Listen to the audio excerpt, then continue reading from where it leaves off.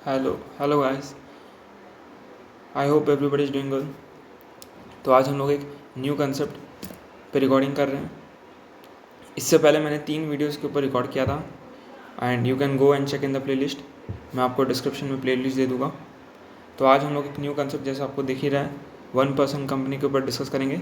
तो पूरा का पूरा concept and everything which we should know about OPC मैं उसको कवर करने वाला हूँ। पूरा कंपनीज एक्ट का जो जो प्रोविजंस है वो सब कवर किया जाएगा, ठीक है। तो हम लोग डिस्कस करते हैं, स्टार्ट करते हैं कंसेप्ट के ऊपर। बहुत ही इंटरेस्टिंग कंसेप्ट है एंड बहुत ही सिंपल कंसेप्ट है। कुछ देयर आर सम प्रोविजंस जो कंसेप्चुअल है, जिसको हम लोग समझेंगे, and there are some provisions जो प्रोसीजरल है। तो जो प्रोसीजरल है we have to I will go through it, but if you want to remember you have to learn that. So let's start. Okay, ठीक है। तो 1% कंपनी, तो 1% company होता क्या, सबसे पहले ये डिस्कस करते हैं। जैसे नाम से आपको लग रहा है कि कोई भी कंपनी जिसे 1% संभालेगा, 1% संभालेगा, तो 1% ही मेंबर बन सकता है। तो अब ये एक ही पर्सन मेंबर बन सकता है। अब प्राइवेट कंपनी में देखो, पब्लिक कंपनी में देखो, मिनिमम 2 चाहिए, एंड पब्लिक कंपनी में देखो तो मिनिमम 7 चाहिए। लेकिन OPC में सिर्फ एक ही पर्सन, और एक ही पर्सन, उससे ज़्यादा नहीं। He can run this OPC, means बहुत ही सिंपल रिक्वायरमेंट है। 1 person himself can run the OPC, वो ही मेंबर होगा and that person can also act as a director. अब कितना डायरेक्टर हो सकता है वो हम लोग बाद में डिस्कस करेंगे, लेकिन एक ही पर्सन होगा मेंबर। ये क्यों किया गया, बिकॉज आप देख सकते हो जैसे सोल प्रोप्राइटरशिप, जो पर्सन जो खुद का ऑर्गेनाइजेशन, खुद का बिजनेस शुरू करता है, तो वो क्या करता है, अपने ही पैन पे एक बिज़नेस खोलता है सोल प्रोप्राइटर का, एंड फिर वो अपना बिज़नेस शुरू करता है, रन करता है, मैनेज करता है। तो उसको ऑर्गेनाइज करने के लिए, उसको स्ट्रक्चर देने के लिए ये कंसेप्ट लाया गया, सो दैट एनी पर्सन जो खुद अकेला बिजनेस कर रहा है, वो चाहे तो कंपनी भी खोल सकता है अगर वो चाहे। क्योंकि प्राइवेट कंपनी के लिए आपको 2 मेंबर चाहिए, आपको पब्लिक के लिए 7 मेंबर चाहिए। फिर पब्लिक कंपनी में बहुत सारा कंप्लाइंसेस है, बहुत सारा रूल्स एंड रेगुलेशंस हैं, इवन प्राइवेट कंपनी में भी है। तो इट्स बेटर कि वो 1% कंपनी खोल ले। अगर वो अकेला है and if you wants to run a business, then he can go for the OPC। And OPC में उसे काफ़ी रिलैक्सेशंस भी है, वो भी हम लोग डिस्कस करेंगे, ठीक है। तो इसीलिए 1% लाया गया है, तो सो दैट अगर कोई सोल प्रोप्राइटर है, कोई इंडिविजुअल है जो अपना कंपनी खोलना चाहता है, he can manage that and he can open it through this concept of OPC। So objective of this concept वही है कि 1 person himself will be self-sufficient and he can incorporate the company, he can manage and he can run and he can do the business, ठीक है। तो अब सबसे पहले इसमें डेफिनेशन हमने पढ़ा है कंपनी जिसमें एक ही पर्सन मेंबर है। अब moving on to the next page, यहाँ पर मैंने पूरा क्लियरली डिस्क्राइब किया है कि कौन मेंबर हो सकता है, कौन नहीं हो सकता है। क्योंकि यहाँ पर if you see the definition, it is written 1 person. Now person आपको पता ही है, person have its own list. इसमें इंडिविजुअल भी आता है, अदर देन इंडिविजुअल भी आता है। तो now there must be a thought process कि क्या अदर देन इंडिविजुअल भी OPC इनकॉर्पोरेट कर सकता है। तो ये एक थॉट प्रोसेस आपके दिमाग में आएगा। बट इनकॉर्पोरेशन रूल्स है where in companies act clearly specify करता है कि कोई भी individual who is an Indian citizen can act as a member और नॉमिनी। तो कोई भी इंडिविजुअल जो सिर्फ और सिर्फ इंडियन सिटीजन है वही मेंबर बन सकता है, और कोई नहीं। Foreign citizen he can not come and incorporate an OPC। Only an individual who is an Indian citizen वो मेंबर बन सकता है, and he can also be a nominee. वही मेंबर होगा, और नॉमिनी भी कौन होगा, वही individual who is an Indian citizen. तो मेंबर कौन हो सकता है, individual who is an Indian citizen, and nominee भी individual who is an Indian citizen, और कोई नहीं। And irrespective of residential status. तो रेसिडेंशियल स्टेटस से कोई फ़र्क नहीं पड़ता, whether resident whether non resident, he can be a member और अ नॉमिनी, ठीक है। तो सबसे पहला क्लैरिफिकेशन है कि मेंबर कौन बन सकता है, Indian citizen who is an individual. Indian citizen who is an individual वो ही मेंबर बन सकता है। नॉमिनी कौन बन सकता है, same any individual who is an Indian citizen. तो दोनों member, because see here OPC में मैं आपको बता देता हूँ कि कंसेप्ट है नॉमिनी का। क्यों है, क्योंकि एक ही पर्सन रन करता है OPC, अगर आप देखोगे प्राइवेट लिमिटेड, पब्लिक लिमिटेड में नॉमिनी का कंसेप्ट नहीं है, लेकिन ओपीसी में है। क्यों?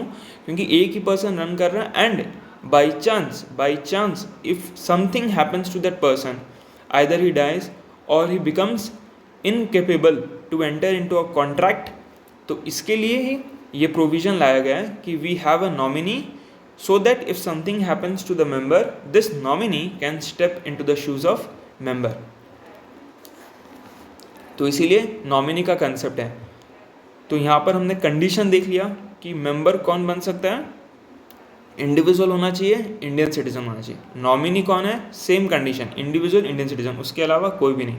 ये क्लियरली स्पेसिफाइड है। Okay, so remember this. And irrespective of residential status, both member nominee के लिए बोथ के लिए सेम है, individual, Indian citizen, irrespective of residential status. ये तीन चीज़ आप याद रखिएगा, individual, Indian citizen and irrespective of residential status. अब उसके बाद हम लोग एग्जाम्पल डिस्कस किया है। Mister A for example he is a member, and Mr. and can he be a member? Yes, he can be a member because he is an individual and we are assuming that he is an Indian citizen. Now ABC Limited, now this is a company, this is a body corporate. Can it be a nominee? तो जैसे मैंने explain किया, it cannot be a nominee.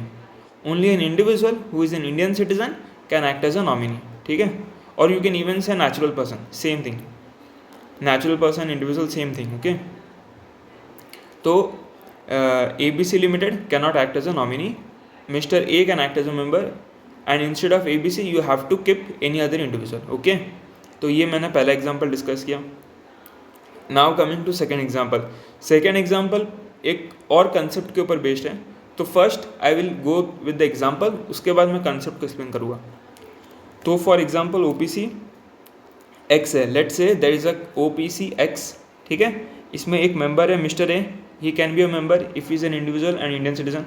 Mr. B is a nominee, he can be a nominee provided he is an individual and Indian citizen. एक और OPC है, OPC Y. Mr. A is a member and Mr. B is a nominee. Now here if you see,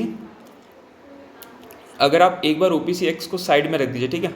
currently सिर्फ हम OPC Y का बात करते हैं। OPC Y में मिस्टर ए मेंबर हो सकता है, ओबियसली हो सकता है, मिस्टर बी नॉमिनी हो सकता है, हाँ ठीक है। बट अब हम इन दोनों को मर्ज करके हम एक कंसेप्ट को अभी स्टडी करेंगे। आप एक चीज़ यहाँ पर देख सकते हो, mister A is acting as a member in 2 OPC at a same point of time. Mister A member है OPC X में भी, मिस्टर ए मेंबर है OPC Y में भी, तो he is acting as a member in 2 OPC। Same for mister B, he is a nominee in OPC X and he is also a nominee in OPC Y. Now can this be possible? Can Mr. A act as a member in 2 OPC at a same point of time? Just imagine, एक person जो member है and he is also a director, assume कर लेते director है, क्योंकि OPC में 1 person है, तो we are taking it that person will also consider himself and he will also be in a position of director. ये एक बार हम कंसिडर कर लेते हैं। तो मिस्टर ए मेंबर भी है 2 कंपनी, मतलब he is a member in OPC X Y and direct. ना just imagine, is this possible? Should this be allowed? तो कंपनीज एक्ट स्पेसिफिकली स्पेसिफाई करता है कि एक पर्सन एक ही OPC का मेंबर हो सकता है, 2 OPC का नहीं। ही कैनॉट रन और ही cannot be managing both the company at a same point of time, because see, he can also be a director. Mr. A can be a director in both the companies, and now if you see, he's a whole he will be running and managing the affairs of both the companies, OPC X and OPC Y. So Mr. A cannot act as a member in both the OPC at a same point of time. ये companies act specify करता है clearly, ठीक है। तो अगर आप देखोगे, Mr. A can act as a member in only 1 OPC, and same thing for the nominee. He can act as a nominee only in 1 OPC. Okay, so member, any individual who is a natural citizen, any individual who is a Indian citizen, he can act as a member in 1 OPC, and any nominee who is an Indian citizen individual can also act as a nominee in only 1 OPC, not more than 1 OPC. So if you see here,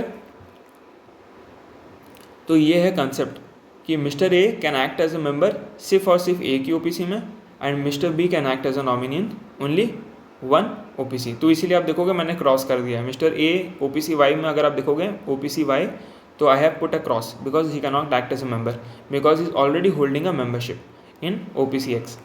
and same thing for the nominee, ठीक है। एक बार आप एक company के एक OPC member हो, then बस that's it, you will only be a member of that OPC. You cannot act as a member of other OPC.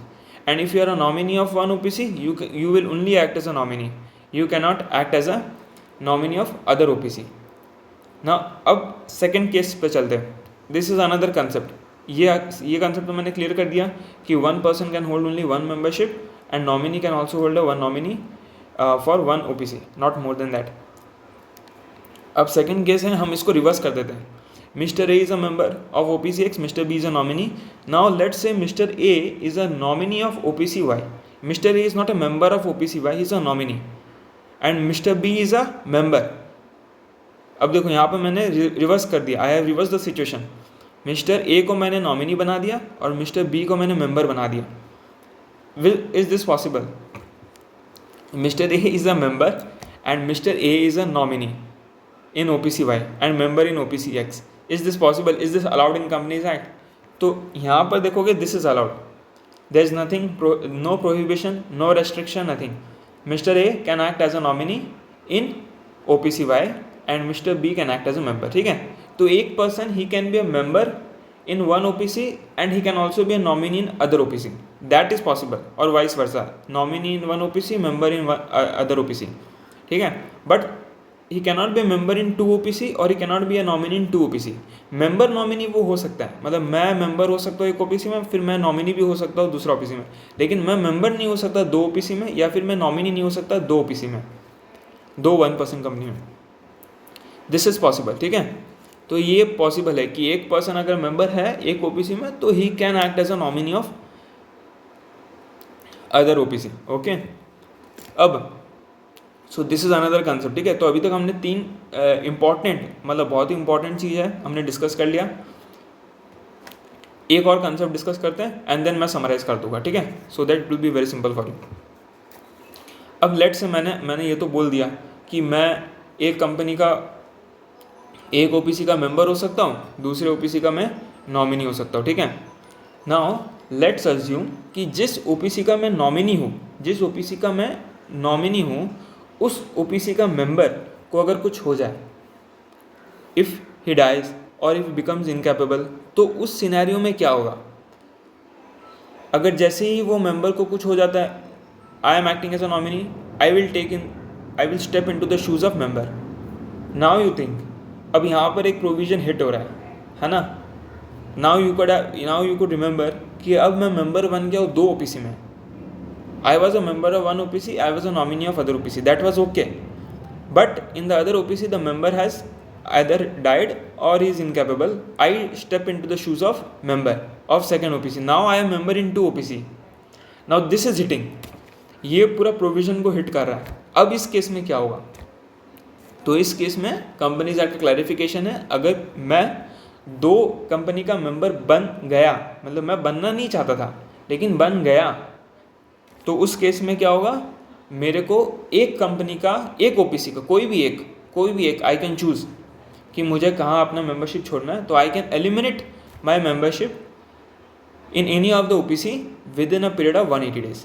180 दिन का वहाँ गैप टाइम लिमिट दिया गया है and that should be given because क्योंकि मैं नॉमिनी था एंड मैं automatically I entered into the shoes of member. I did not wanted to be the member because I know कि कंपनीज एक्ट अलाउ नहीं करेगा, तो इसीलिए मैं सिर्फ और सिर्फ नॉमिनी था. But because I am holding now membership in two OPC, तो एक OPC में मेरे को अपना मेंबरशिप लीव करना ही पड़ेगा. एंड उसके लिए कंपनीज एक्ट आपको सिर्फ और सिर्फ क्या देता है? टाइम लिमिट देता है कि आपके पास 180 डेज है. आप सोचिए कि आपको कौन सा कंपनी से मेंबरशिप एलिमिनेट करना है, कौन सा कंपनी में आपको मेंबर नहीं रहना, आप सोचिए and then you leave off. तो आपको एक OPC का मेंबरशिप आपको वहीं पर छोड़ना पड़ेगा. यू हैव टू मतलब you can only act as a member only in one OPC.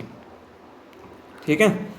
तो यहाँ पर आप एक चीज़ याद रखिएगा कि अगर मिस्टर ए मेंबर बन जाता है by chance in second OPC, तो उस केस में ही हैव टू मतलब ही हैव टू गो, मतलब he have to eliminate his membership in any of the OPC within a period of 180 days. Okay, so guys this was the important provision. और इसमें एक चीज़ और है कि can a minor become member और nominee, so obviously it's a big no. ठीक है, माइनर तो बन ही नहीं सकता, ना मेंबर ना नॉमिनी, कुछ भी नहीं. ठीक है, तो ये भी एक सिंपल कंसेप्ट था. तो एक बार मैं समराइज कर देता हूँ वापस से. मेंबर कौन बन सकता है? इंडिविजुअल जो इंडियन सिटीजन है इरेस्पेक्टिव ऑफ रेसिडेंट. नॉमिनी कौन बन सकता है? Same individual Indian citizen irrespective of resident. उसके बाद एक OPC में दोनों, एक मेंबर एक नॉमिनी होगा, both have to be individual and Indian citizen, जो मैंने डिस्कस किया. उसके बाद एक पर्सन अगर एक OPC मेंबर है, he cannot be member in second OPC, and if a person is a nominee, if a individual is a nominee, he cannot be a nominee in other OPC. ठीक है, vice versa हो सकता है, मतलब member nominee हो सकता है, he can be a member, he can be a nominee. और अगर if a person becomes a member in two OPC, then in such case उसको क्या करना पड़ेगा? अपना मेंबरशिप को एलिमिनेट करना पड़ेगा. he have to remove, he can only act as a member in only one OPC. एंड उसके लिए टाइम लिमिट दिया गया है within a period of 180 days. Okay, so now moving back to the concept.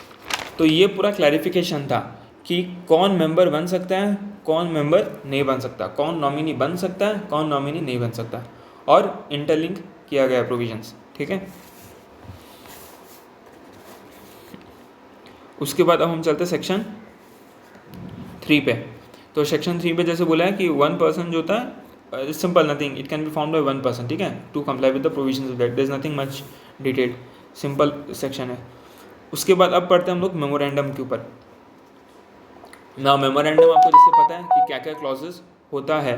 Name clauses, जैसे for example name clause होता है, object clause होता है, रजिस्टर्ड ऑफिस क्लॉज होता है, लायबिलिटी क्लॉज होता है. ठीक है, तो वैसे ही अब इसमें क्या लिखा हुआ हम लोग पढ़ते हैं. ठीक है, बेसिकली ये जो अभी हम ये जो प्रोविजो पढ़ेंगे, ये अल्टीमेट मतलब इसमें ऑब्जेक्टिव है कि जब हम नॉमिनी को अपॉइंट करेंगे या नॉमिनी में अगर कोई भी चेंज हुआ तो उसका प्रोसीजरल कंप्लायंस कैसे होगा, कैसे हमें करना है, तो उसी के ऊपर प्रोविजो पूरा का पूरा डील करता है. ठीक है, तो instead of going through this proviso what we will do, we will understand in chart manner. Otherwise the thing is कि ये बहुत ही थियोरेटिकल हो जाएगा. ठीक है, तो हम लोग इसे चार्ट मैनर में समझेंगे. तो मेंबर जो है वो इनकॉर्पोरेट करेगा OPC and he needs a nominee. मैंने पहले ही बोल चुका कि नॉमिनी तो चाहिए ही चाहिए, और कौन हो सकता है वो भी मैंने बताया, मेंबर कौन हो सकता है वो भी बताया. तो नॉमिनी, अगर वो किसी नॉमिनी को अपॉइंट कर रहा है, मतलब किसी इंडिविजुअल को अपॉइंट कर रहा है एज अ नॉमिनी, तो उसको क्या करना पड़ेगा? आप सोचिए, अगर आप किसी को नॉमिनी लेके आते हो तो आपको क्या करना पड़ेगा? सबसे पहले आप ऐसे तो नहीं, अगर मान लो कोई पर्सन अग्री नहीं करता नॉमिनी बनने का, तो क्या आप उसे नॉमिनी बना दोगे? नहीं, अरे उसका कंसेंट ही नहीं है. सबसे बेसिक रिक्वायरमेंट है कि अगर आप किसी पर्सन को, मतलब एज अ कुछ भी, मतलब ये तो मैं कंपनीज एक्ट का बात कर रहा हूँ, ये तो मैं नॉमिनी का बात कर रहा हूँ, मतलब कोई भी पर्सन को आप कुछ भी पोजीशन दे रहे हो या उसको अपॉइंट कर रहे हो, मतलब अपॉइंटमेंट जब भी किसी पर्सन का होता है तो सबसे पहले उसका कंसेंट तो चाहिए ही चाहिए. तो यहाँ पर मेंबर जब किसी इंडिविजुअल को अपॉइंट करेगा एज अ नॉमिनी, तो सबसे पहले तो उसका कंसेंट लेना ही लेना है. और कब लिया जाएगा? At the time of incorporation. जब आप इनकॉर्पोरेट करोगे तभी चाहिए. ऐसा नहीं कि इनकॉर्पोरेट कर दिए उसके बाद आप नॉमिनी ढूंढोगे, नहीं, आपको at the time of incorporation itself आपको नॉमिनी चाहिए ही चाहिए. ठीक है, तो ये चीज़ आपको याद रखना है. एंड नॉमिनी से आप कंसेंट लोगे. कंसेंट किस फॉर्म में लोगे? ये फॉर्म है. ठीक है, INC 3, ये फॉर्म नंबर आप याद रखिएगा, INC 3. He will provide his consent in INC 3. ठीक है, तो उसके बाद तो मेंबर जो है वो नॉमिनेट करेगा नॉमिनी को, उसके लिए उसे कंसेंट लेना पड़ेगा INC 3 में. उसके बाद चलो ठीक है, कंसेंट तो मैं ले लिया, अब उसके बाद क्या करना है? कुछ तो करना पड़ेगा. तो सच नॉमिनेशन और रिटर्न कंसेंट, मतलब जो मैंने उसे नॉमिनेट किया है एंड उसका जो रिटर्न कंसेंट है वो अपना INC 3 में रिटर्न कंसेंट देगा पूरा का पूरा. वही रिटर्न कंसेंट मैं फाइल कर दूंगा ROC को. कब, किसके साथ फाइल करूँगा? Along with application for incorporation.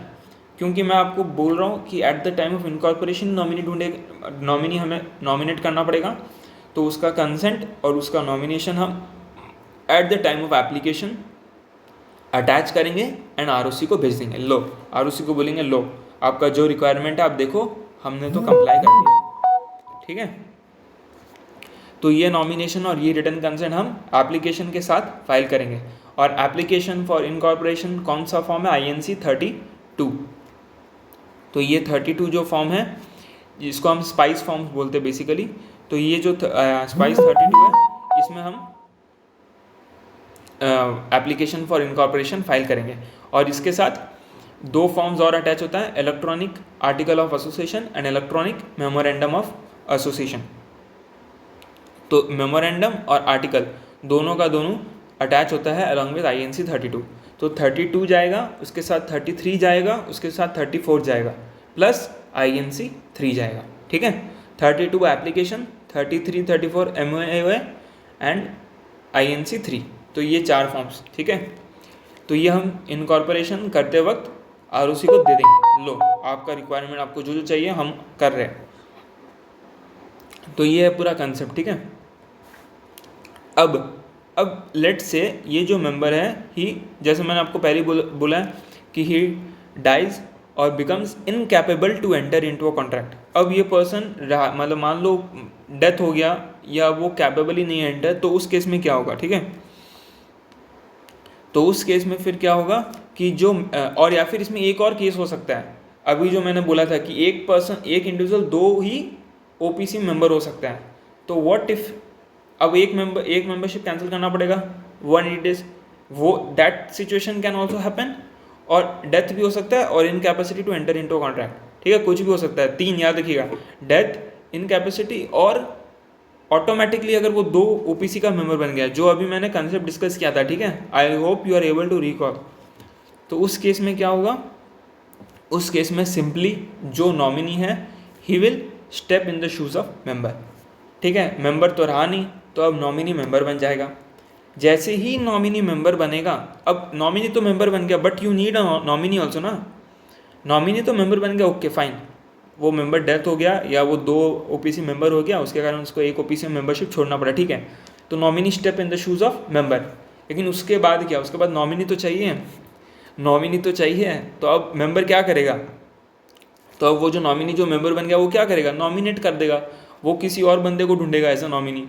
उसके लिए उसको क्या करना पड़ेगा, कंसेंट लेना पड़ेगा, उसको नॉमिनेट करेगा। टाइम लिमिट क्या है इसके लिए, 15 दिन, ठीक है। So remember the time limit 15 days. यहाँ 2 टाइम लिमिट बहुत इंपॉर्टेंट है, 15 दिन और 30 दिन। कब 15 दिन अप्लाई होगा, कब 30 दिन अप्लाई होगा, वो हम लोग डिस्कस करेंगे।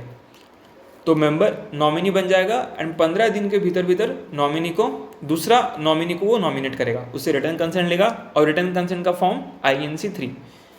उसके बाद कंपनी को दे देगा कि लो मैंने नॉमिनेट कर दिया, लो तुमको चाहिए था नॉमिनी, मैंने नॉमिनी ले आया। तो कंपनी क्या करेगा, जाएगा ROC के पास, OPC जाएगा ROC के पास कि लो ये कंप्लायंस था, हमने कंप्लाई कर दिया, और रिटर्न एक फाइल कर देगा। क्या रिटर्न फाइल करेगा, INC 4।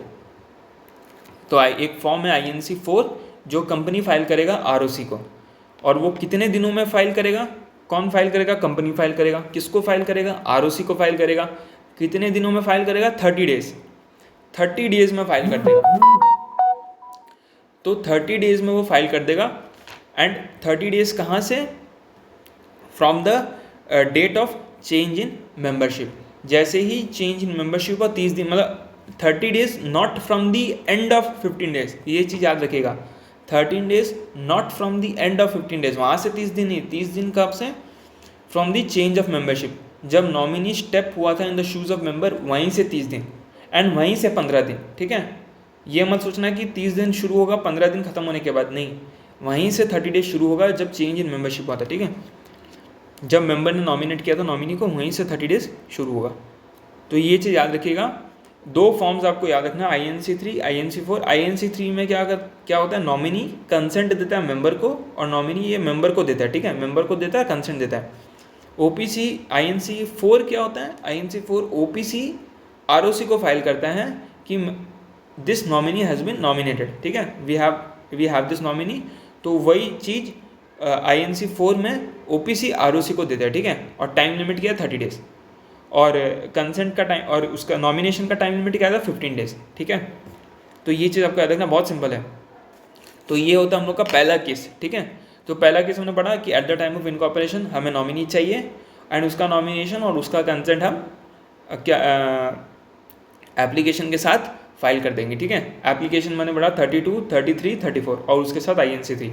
एंड उसके बाद मान लो आफ्टर सम फ्यू ईयर्स अगर मान लो डेथ होता है या इनकेपेबिलिटी या मान लो मेंबर को कैंसिल करना पड़ता है, मेंबरशिप एलिमिनेट करना पड़ता है क्योंकि he is hitting the provisions, he is hitting those incorporation rules, तो उस केस में क्या होगा, वो जो नॉमिनी है वही मेंबर बन जाएगा। वो बोलेगा मैं आज से मेंबर हूँ और मैं किसी और पर्सन को नॉमिनेट करता हूँ, ठीक है।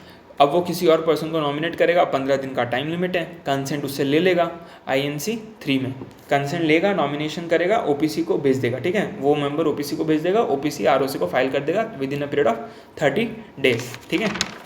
एंड एक चीज़ याद रखिएगा, even though it is OPC, ठीक है, don't think just because one member, तो हम OPC और वन मेंबर को एज अ सिंगल एंटिटी देखेंगे। No no, they are a separate legal entity, ठीक है। कंपनी का जो कंसेप्ट है वो तो रहेगा ही सेपरेट लीगल एंटिटी। आप ये मत समझ लेना कि भाई ये अलग है वो अलग है, मतलब don't think that they are same, okay, they are separate legal entity, okay. Individual अलग है, OPC अलग है, even though one member is running the OPC, okay.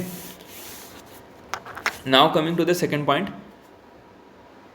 अगर नॉमिनी अपना कंसेंट विड्रॉ कर लिया, ठीक है। पहला केस तो हमने पढ़ा कि अगर मेंबर का कुछ डेथ हो जाता है, कुछ केस बाय कुछ भी हो जाता है तो नॉमिनी मेंबर बन जाता है। सेकंड, लेट से कि नॉमिनी खुद ही अपना कंसेंट विड्रॉ कर लिया। अब क्या होगा, मान लो मैं OPC मतलब मैं मेंबर हूँ OPC X में, ठीक है, मैं मेंबर हूँ, मैंने नॉमिनी को नॉमिनेट कर लिया था, कुछ साल के बाद या कुछ दिनों के बाद उसने अपना कंसेंट ही विड्रॉ कर लिया, उसका कोई डिस्प्यूट हो गया मेरे से, उसको बोला नहीं मेरे को नॉमिनी नहीं बनना, तुम जाओ और तुम्हारा OPC जाने, हमको तो नॉमिनी नहीं बनना, तुम देखो तुमको क्या करना है। ऐसा नॉमिनी मुझे आके बोल देता है, अब मैं क्या करूँगा, ठीक है। अब मैं सोचूंगा नॉमिनी तो मुझे रखना पड़ेगा और नॉमिनी जो है वो अपना कंसेंट विड्रॉ कर रहा है, तो अब क्या करेंगे, है ना। तो सबसे पहले नॉमिनी क्या करेगा, नॉमिनी मेरे को नोटिस देगा इन राइटिंग, मैं उसे बोलूँगा ठीक है तेरे को विड्रॉ करना तो कर, तू मेरे को एक नोटिस तो पकड़ा दे कम से कम इन राइटिंग, मतलब लिखित में एक नोटिस तो दे दे कि तू अपना कंसेंट विड्रॉ कर रहा है, ठीक है। तो नॉमिनी क्या करेगा, अपना कंसेंट विड्रॉ कर लेगा स्ट्रेट अवे, वो नोटिस इन राइटिंग मेरे को पकड़ा देगा, ठीक है। अब मैं क्या करूँगा, चलो नोटिस उसको देना था, उसने नोटिस मुझे दे दिया, अब मैं क्या करूँगा, मैं किसी और को नॉमिनेट करूँगा, किसी और को नॉमिनेट करूँगा। अब वही सेम प्रोसेस, यहाँ से वही सेम प्रोसेस शुरू हो जाएगा, ठीक है। मैं नॉमिनेट करूँगा किसी और को और उसका कंसेंट लूँगा, सेम INC3 में लूँगा, और कितने दिनों में लूँगा, 15 दिन। 15 दिन कहाँ से, जिस दिन मुझे नोटिस मिला इन राइटिंग, वहीं से 15 दिन किसी और को नॉमिनेट करूँगा, कंसेंट लूँगा, फिर OPC को पकड़ा दूँगा और OPC क्या करेगा, ROC को पकड़ा देगा 30 दिन। और 30 दिन कहाँ से, जो नोटिस रिसीव हुआ, मतलब जो चेंज हुआ वहीं से 30 दिन, ठीक है। INC4 OPC फाइल कर देगा ROC को, ठीक है। तो OPC INC4 फाइल करेगा ROC को 30 दिन। 30 दिन कहाँ से, जो नोटिस हमें मिला, ठीक है। तो वहीं से 30 दिन आप पकड़ेंगे, ठीक है। तो सेम कंसेप्ट, मतलब सेम ही 15 डेज 13 डेज का सेम टाइम लिमिट है, सेम है, बस द थिंग इज़ कि ये दूसरा केस है एंड यहाँ पर जो नॉमिनी अपना कंसेंट विड्रॉ कर रहा है उसको नोटिस इन राइटिंग देना पड़ेगा, ठीक है। ऐसे नहीं है कि मेरे को बोल दिया कि मेरे को नॉमिनी नहीं बनना बस हो गया, नहीं नहीं नहीं नहीं, नोटिस देना पड़ेगा, इन राइटिंग देना पड़ेगा।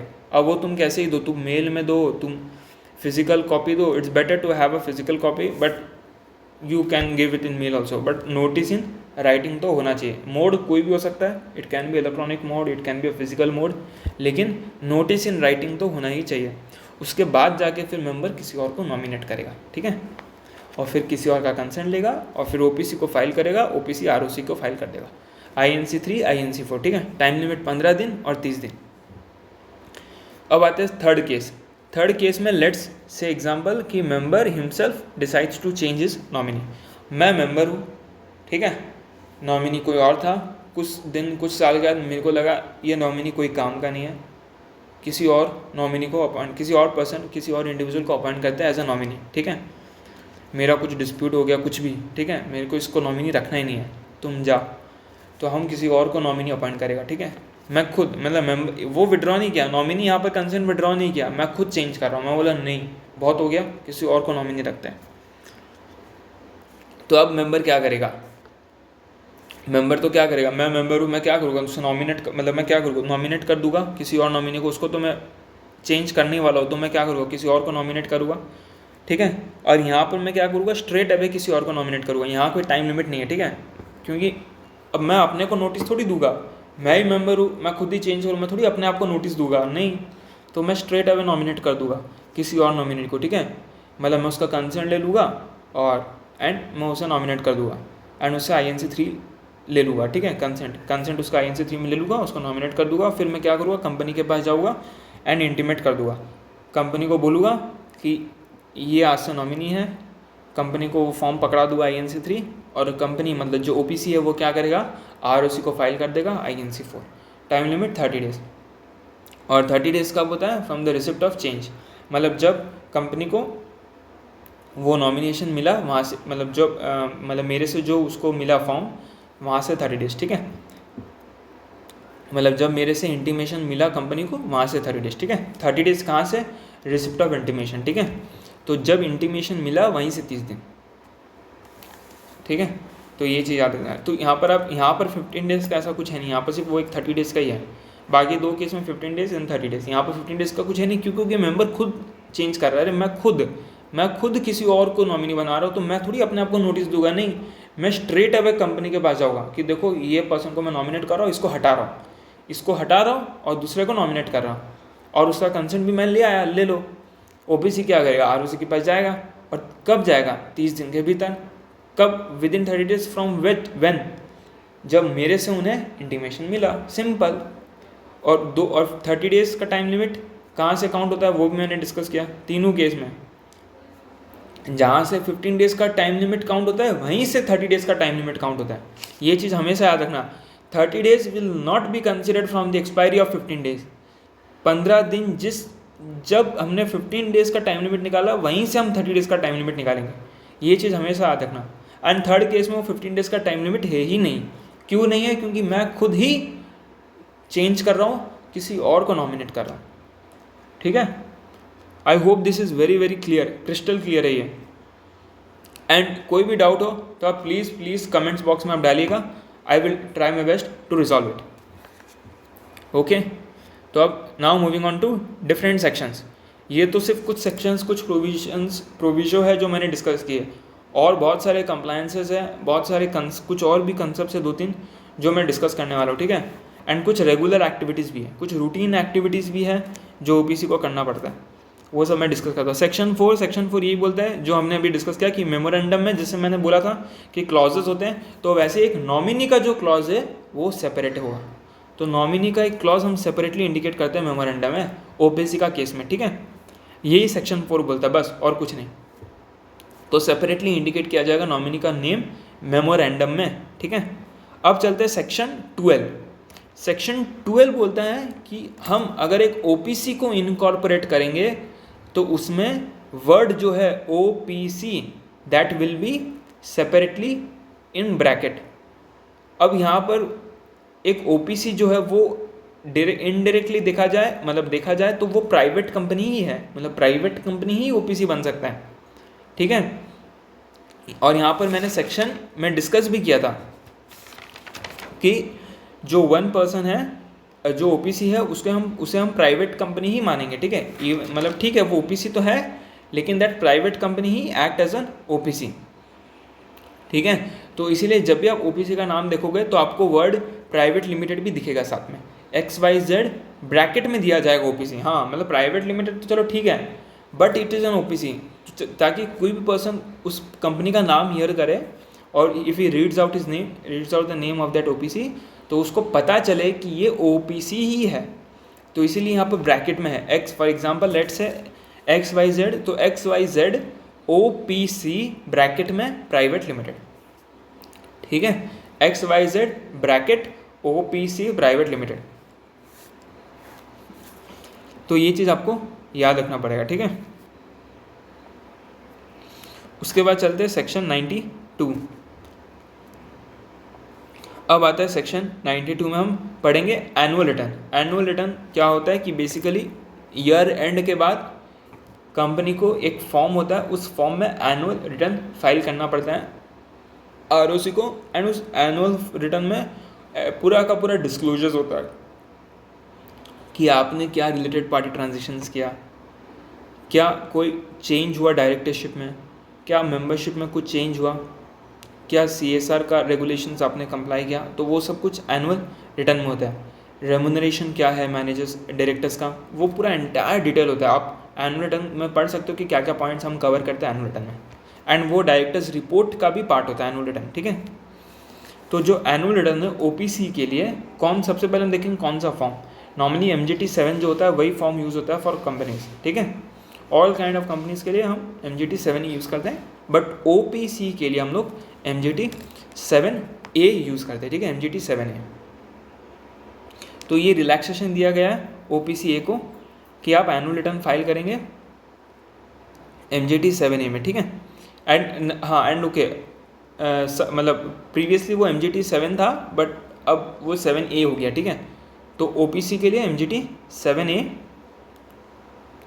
फाइल करना पड़ेगा। अच्छा, अब इसमें रिलैक्सेशन क्या है? रिलैक्सेशन ये है कि इसमें सिर्फ और सिर्फ CS का सिग्नेचर चाहिए।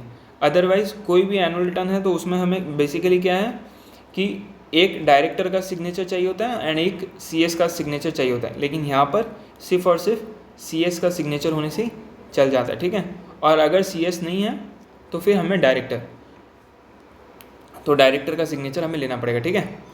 तो OPC में अगर हम एनुअल रिटर्न फाइल कर रहे हैं तो एक CS का सिग्नेचर चाहिए, और अगर हमारे OPC में कोई CS नहीं है तो उस केस में फिर डायरेक्टर का सिग्नेचर ही सेल्फ सफिशिएंट, ठीक है, और किसी का सिग्नेचर नहीं चाहिए, ठीक है। तो ये होता है OPC का एनुअल रिटर्न का जो कंसेप्ट है, बहुत इंपॉर्टेंट है कि सिर्फ और सिर्फ CS का ही सिग्नेचर चाहिए और किसी का नहीं। और अगर CS नहीं है तो जो डायरेक्टर है, एक डायरेक्टर, उस डायरेक्टर का सिग्नेचर ले आओ, बस उतना ही काफ़ी है, और तो चाहिए नहीं हम लोग को कुछ, ठीक है। ये ROC आपको बोलता है स्ट्रेट अवे कि सिग्नेचर चाहिए सिर्फ CS का, अगर नहीं है तो डायरेक्टर का, और किस फॉर्म में, MGT 7A में।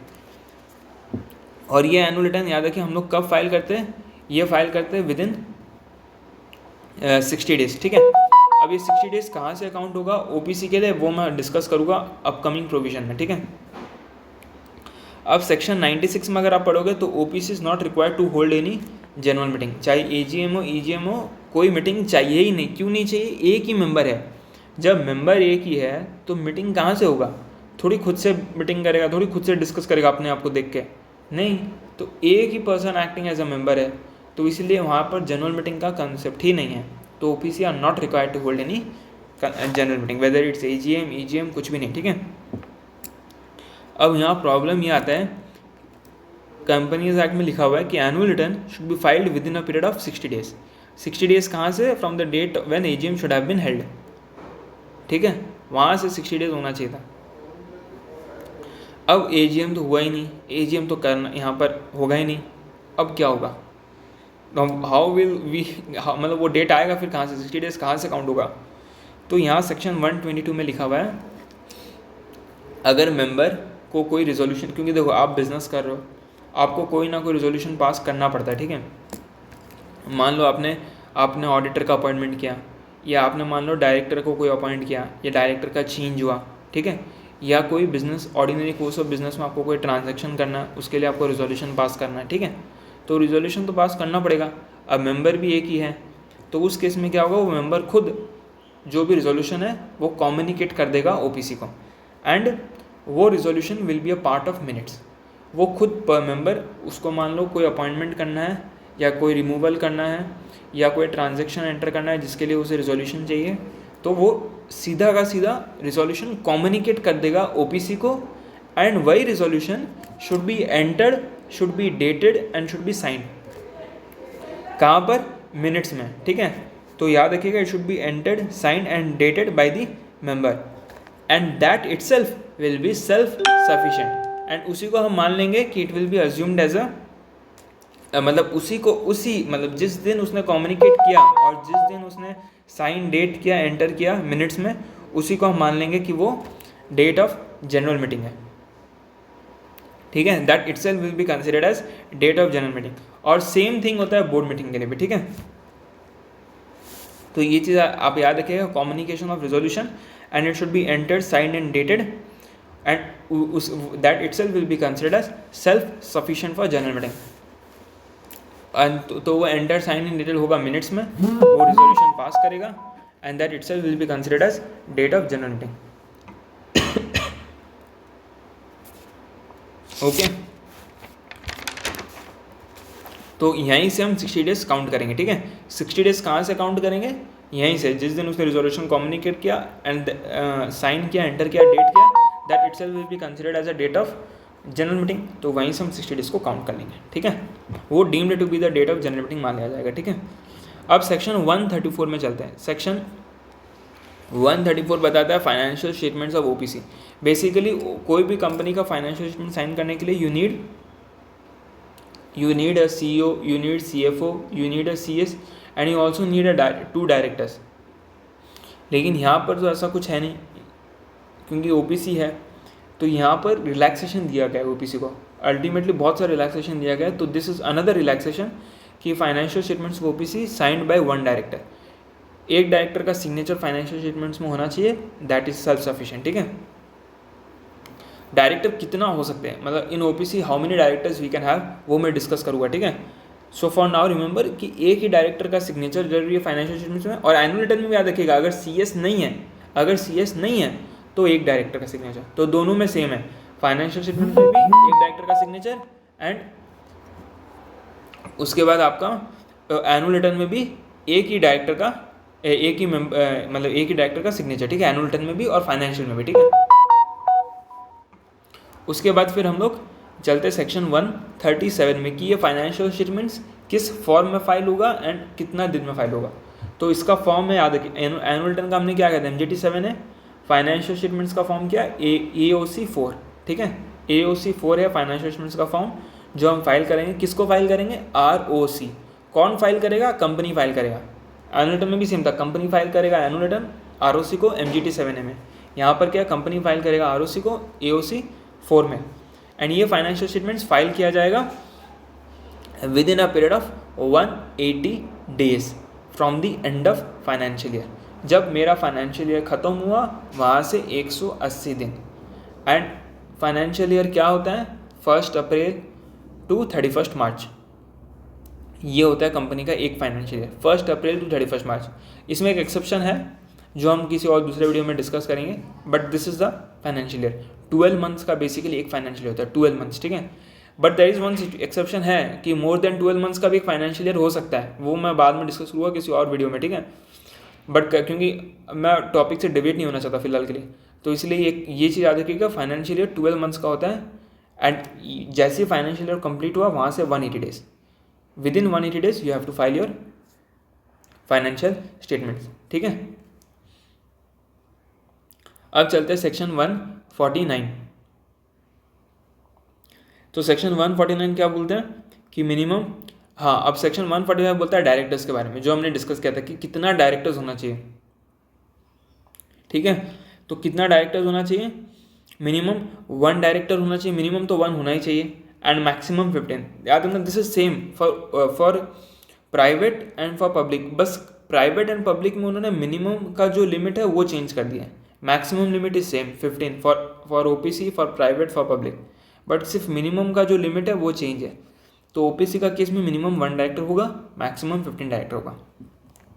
And who can act as a director, only individual can act as a director, ठीक है। तो दिस इज सेक्शन 149, ठीक है। Minimum 1 director, maximum 15 director. उसके बाद फिर who shall be the first director of OPC। तो फर्स्ट डायरेक्टर ऑफ OPC कौन होगा, as stated by articles of association. Normally क्या होता है कि जब हम किसी को भी डायरेक्टर रखते हैं तो हम लोग उसका नाम इंडिकेट कर देते हैं, ठीक है। आर्टिकल उसका हम स्पेशली नाम लिख देते हैं कि this person is going to be director in articles of association में, ठीक है। AOA में हम स्पेशली लिख देते हैं कि दिस पर्सन इज डायरेक्टर। यही होता है एंड एवरीबडी डज दैट, ठीक है। हर कंपनी ऐसे करता है। लेकिन अगर AOA में नाम नहीं लिखा हुआ, मतलब कुछ नहीं है कि कौन डायरेक्टर है, कुछ नाम नहीं लिखा हुआ, नथिंग, मतलब कोई भी ऐसा प्रोविजन नहीं एओए में, ना ही नाम लिखा हुआ है ना ही उन्होंने मैनर ऑफ अपॉइंटमेंट बताया हुआ है। एओए में ना ही नाम लिखा हुआ है ना ही मैनर ऑफ अपॉइंटमेंट बताया हुआ है। तो उस केस में क्या करेंगे, एओए में तो कुछ लिखा हुआ नहीं है, तो उस केस में कंपनीज एक्ट बोलता है, सबसे पहले तो ये बोलता है कि एज स्टेटेड बाय आर्टिकल, अगर ऐसा नहीं है तो उस केस में जो मेंबर इंडिविजुअल है, ठीक है, इसलिए मैं बोल रहा था कि जो मेंबर इंडिविजुअल है that person will be a director है, वो ही बनेगा उस समय तो इसीलिए इफ नॉट सब्सक्राइबर या member who is an individual shall be deemed to be the first director of the company. तो यहाँ पर इसलिए मैं बोल रहा था कि that member will be a director, मतलब वो मेंबर फर्स्ट टाइम तो होगा ही। तो इसीलिए if nothing stated in articles that member or that subscriber who is an individual will be a first director.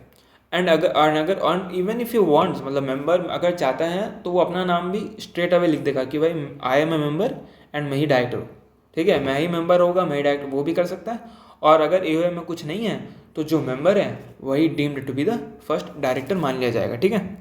ये होता है सेक्शन 152। तो सेक्शन 152 में ये ओपीसी का मैंने बताया, सिर्फ मैं जो सेक्शन डिस्कस कर रहा हूँ मैं सिर्फ ओपीसी का ही कंटेंट बता रहा हूँ। उस सेक्शन में बहुत कुछ है, there are lot of provisions for different companies, ठीक है। बट यहाँ पर मैं क्योंकि सिर्फ और सिर्फ वीडियो रिकॉर्ड कर रहा हूँ because we must be knowing all the provisions for OPC, तो यहाँ पर मैं specifically I am touching only those provisions जो डील करता है विद ओपीसी। तो सेक्शन 174, अब आते हैं सेक्शन 174। 149 हमने पढ़ा, 152 हमने पढ़ा, अब सेक्शन 174 की बोर्ड मीटिंग कितना होना चाहिए। अच्छा, अब यहाँ पर आप बोलेंगे डायरेक्टर तो एक ही होगा, तो बोर्ड मीटिंग कहाँ से? जनरल मीटिंग में जब मेंबर एक था, मीटिंग हो नहीं रहा था, तो यहाँ बोर्ड मीटिंग कहाँ से होगा जब एक डायरेक्टर है? तो यहाँ कंपनीज एक्ट पहले से ही बोल देते हैं कि अगर एक डायरेक्टर है तो बोर्ड मीटिंग का ज़रूरत नहीं है, अगर मोर देन वन डायरेक्टर है तो ही बोर्ड मीटिंग का ज़रूरत है। तो यहाँ स्पेसिफिकली लिख दिया गया है, ठीक है, मतलब ये प्रोविजन में कवर्ड है कि अगर मोर देन वन डायरेक्टर है तो ही हम नंबर का डिस्कस करेंगे। अगर बोर्ड मीटिंग मतलब मोर देन वन डायरेक्टर है तो ही बोर्ड मीटिंग होगा, और तब कितना बोर्ड मीटिंग होगा तब फिर वो प्रोविजन आएगा, ठीक है। तो हम यहाँ पर अज्यूम कर रहे हैं कि more than one director OPC में हो सकता है, minimum 1 maximum 15, that can be more than one director, ठीक है। तो अगर मोर देन वन डायरेक्टर है तो ही जाके सेक्शन 174 अट्रैक्ट होगा, ये चीज़ आपको याद रखना है। अगर मोर देन वन डायरेक्टर है तो जाके ही सेक्शन 174 विल बी अट्रैक्टेड।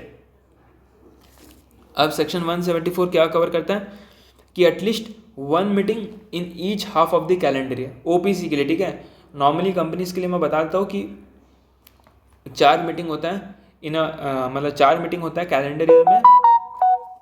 तो वो जो 4 मीटिंग मतलब बेसिकली ऐसे होता है कि 4 मीटिंग होता है कैलेंडर ईयर में, ठीक है, नॉर्मली फॉर अदर कंपनीज। लेकिन ओपीसी के लिए क्लियरली स्पेसिफाइड है कि एटलीस्ट वन मीटिंग होगा इन each half of the financial year, ठीक है, each half of the calendar year, sorry financial year नहीं कैलेंडर ईयर, ठीक है।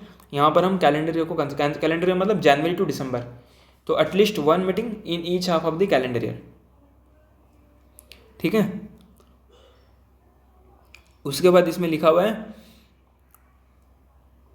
कि जो गैप है, ठीक है, ये तो चलो मैं समझ गया कि एटलीस्ट वन मीटिंग होगा each half of the calendar year में, चलो ये तो ठीक है। अब कितना मीटिंग हो सकता है? आप अगर each half of one another half में वन तो कितना होगा? 2 होगा, तो एटलीस्ट 2 मीटिंग हो सकता है, ठीक है, याद रखिएगा एटलीस्ट 2 मीटिंग हो सकता है पूरा एंटायर ईयर में, ठीक है।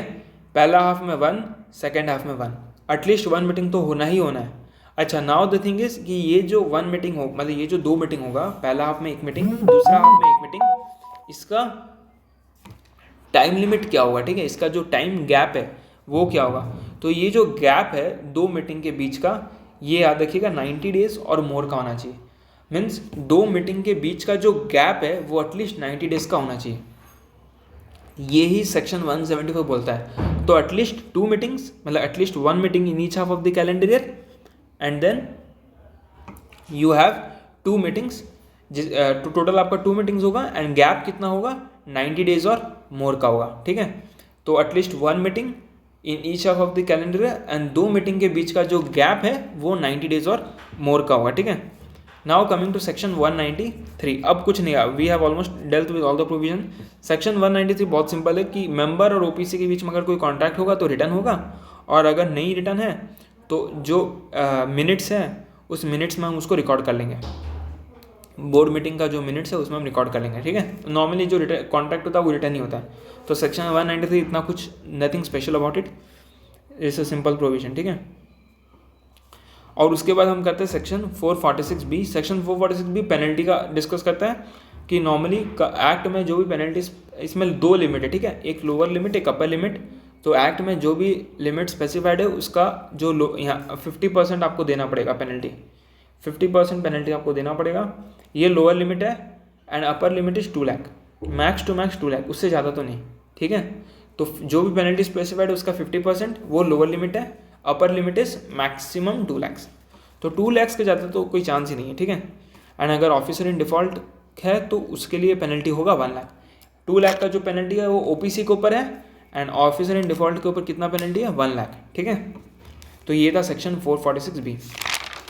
तो दैट्स इट, ये पूरा का पूरा मैंने ओपीसी के ऊपर डिस्कस किया है। पहले तो मैंने बताया था ओपीसी में कौन मेंबर हो सकता है, कौन नॉमिनी हो सकता है, उसमें मैंने केसेस भी बताए थे। अगर ये मेंबर होगा तो दूसरा मतलब दूसरे ओपीसी मेंबर हो सकता है नहीं, नॉमिनी दूसरा ओपीसी में नॉमिनी हो सकता है नहीं, वो हमने डिस्कस किया था। फिर हमने डिस्कस किया था कि नॉमिनी को कैसे अपॉइंट किया जाएगा, अगर कोई चेंज होगा तो उसका प्रोसीजर क्या होगा, वो हमने डिस्कस किया था। उसके बाद फिर हमने बोला था कि ओपीसी का नाम हम सेपरेटली लिखेंगे ब्रैकेट्स में, कंपनी का कोई भी कंपनी ओपीसी तो सेपरेटली ब्रैकेट्स में लिखते हैं ओपीसी, वो डिस्कस किया था।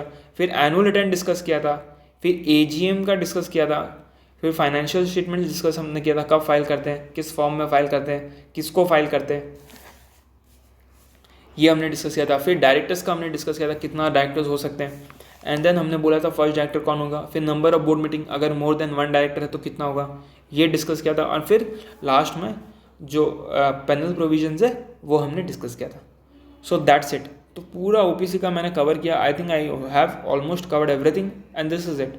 ये पूरा ओपीसी के बारे में means you should have the knowledge. अगर कोई पर्सन इनकॉर्पोरेट कर रहा है OPC then he should have this knowledge, ठीक है। तो ये था पूरा का पूरा ओपीसी के बारे में। So guys I hope you have like the video and yes, आज के लिए इतना ही। And I will again come with a new concept which I will again be releasing it. तो कुछ दिन में वापस एक नया कंसेप्ट लिखा होगा and I hope you love the video. And yes guys, कोई भी suggestion if you want me to prepare any video on a particular topic, कोई भी रिकॉर्डिंग आप चाहते हो पर्टिकुलर टॉपिक के ऊपर, तो वी विल डू दैट, ठीक है।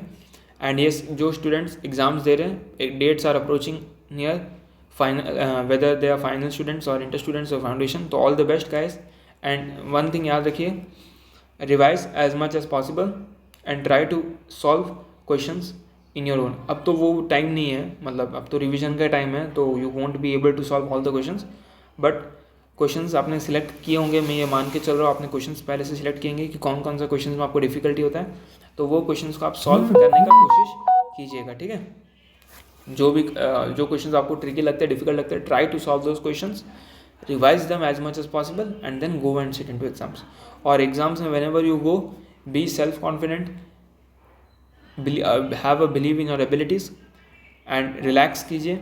if you have faith in God तो remember God, उनको याद कीजिए। have 5 मिनट आराम से रिलैक्स, 5-10 मिनट आराम से रिलैक्स कीजिए। उसके बाद आप अपना क्वेश्चन पेपर आता है and then you start writing, ठीक है।